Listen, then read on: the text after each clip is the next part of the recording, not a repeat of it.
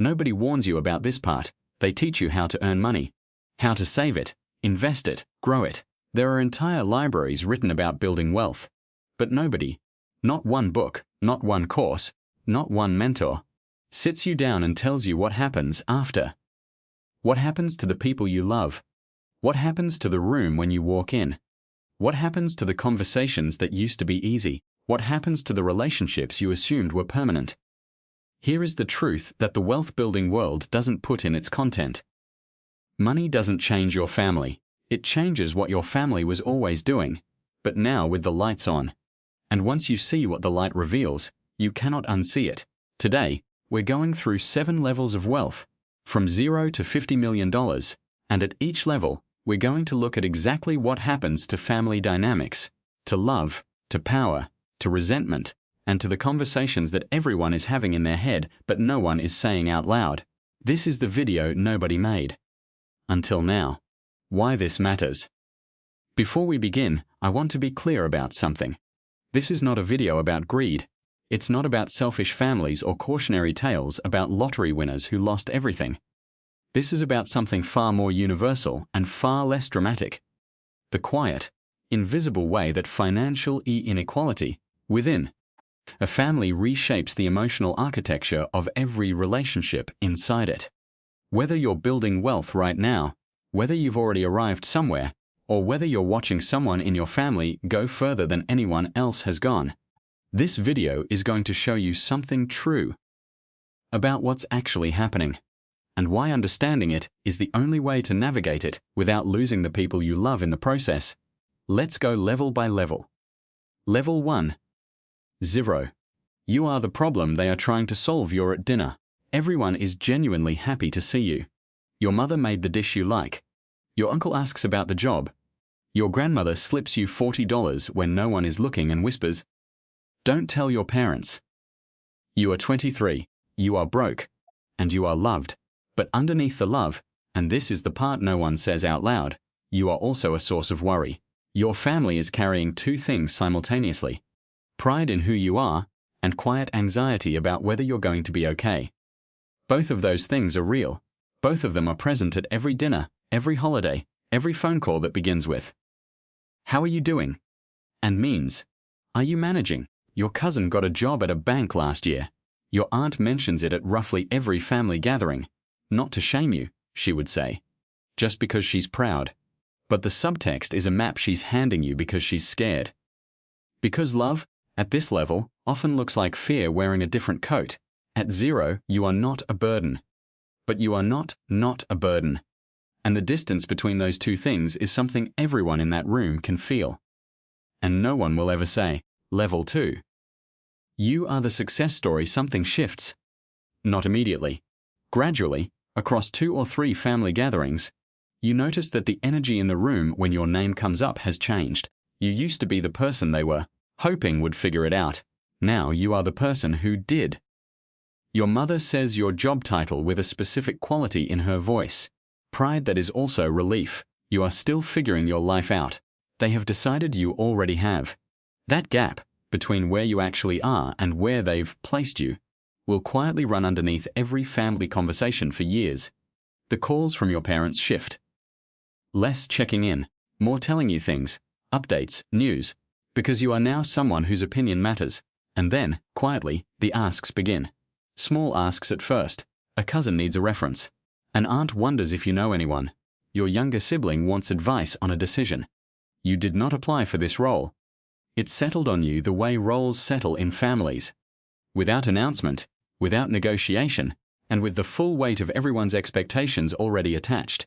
You didn't just succeed. You became useful. Those are 2 different things. And your family, without knowing it, responded to the second one. Level 3, $500, 00. You are the one they call. Your phone rings on a Wednesday afternoon. It's your sister. She's crying before she finishes the first sentence. There's a situation. Financial. Urgent. The kind that happens when the gap between income and expenses has been managed by pretending it doesn't exist. Until 1 month, the pretending stops working. She needs $8,000. You say yes before you've finished processing whether yes is the right answer. This is the level where you become the person the family calls when things go wrong. Families move toward available resources the way water moves toward the lowest point. You are the lowest point now, and it doesn't feel like being used. It feels like being needed. The first time you give money, it feels like love. The third time, it feels expected. By the fifth time, saying no feels like betrayal. You call it a loan. There is no paperwork. There is warmth and gratitude. And a month later, the warmth has settled back into the ordinary texture of your relationship. And the $8,000 is not mentioned again by either of you. And here is where something important begins. You are now keeping a number in your head that no one else is keeping, a running total of what has moved, in which direction, and whether the word loan was used correctly or used as a courtesy. This accounting is not resentment. Not yet. It is the specific vigilance of someone who has learned that financial relationships inside families are real relationships with real stakes and real emotional costs. Even when everyone agrees not to discuss any of it directly, you are not an ATM, but you are the closest thing to one your family has. The difference between those two things is something only you can decide. Level 4, 1 million. You are a resource. The holiday dinner looks exactly the same. Same house, same table, same arguments about the same things that have been argued for 20 years. You sit in the same chair you've always sat in, but the room has reorganized itself around you in ways that are invisible and completely visible at the same time. Your father defers to your opinion in a way he never did before. Your older relatives ask what you think about things, the news, the economy, decisions they're making, with the quality of attention that people give to people they've decided know more than them. Your younger cousins watch you from across the table. You didn't change. The number changed, and the room responded to the number. After dinner, your uncle finds you in the kitchen. You can tell by the way he moves, the lowered voice, the glance to check no one else is nearby, that he has been waiting for this moment. He has a situation, an opportunity he calls it. You've become fluent in this now. You recognize the pattern before the third sentence, the warm preamble, the genuine interest in your life, the compliment. And then, when the temperature in the conversation is right, the real sentence arrives. You love your uncle. And you love him enough to know that this conversation is going to cost one of you something. If you say yes, it costs you money, and possibly the ability to say no next time. If you say no, it costs the specific warmth that has existed between you for 30 years, which is now quietly on the table alongside the dessert. You find a middle answer. I'll think about it. He understands that this means no. You both pretend it means you'll think about it. The dinner continues. Nobody says what was actually true about what just happened. At $1 million, you are not just a person at the table anymore. You are also what the table represents. Level 5, 3 million. The dynamic nobody names. You pay for your parents' anniversary trip. You do it because you want to. You do it because you can. Because watching them unable to afford something they'd wanted for 40 years of being together is not something you're willing to witness. When you have the ability to change it, your father says thank you in a way that is grateful. And also something else. You recognize the something else immediately because you felt it yourself at 23. When your grandmother pressed $40 into your palm at the dinner table, it is the weight of receiving something you cannot reciprocate. Here is what money does to the parent-child relationship that no one talks about. The power structure between parents and children is one of the most stable arrangements in human relationships. It takes decades to build. It is maintained by the child's continued dependence, financial, emotional, practical, on the parent.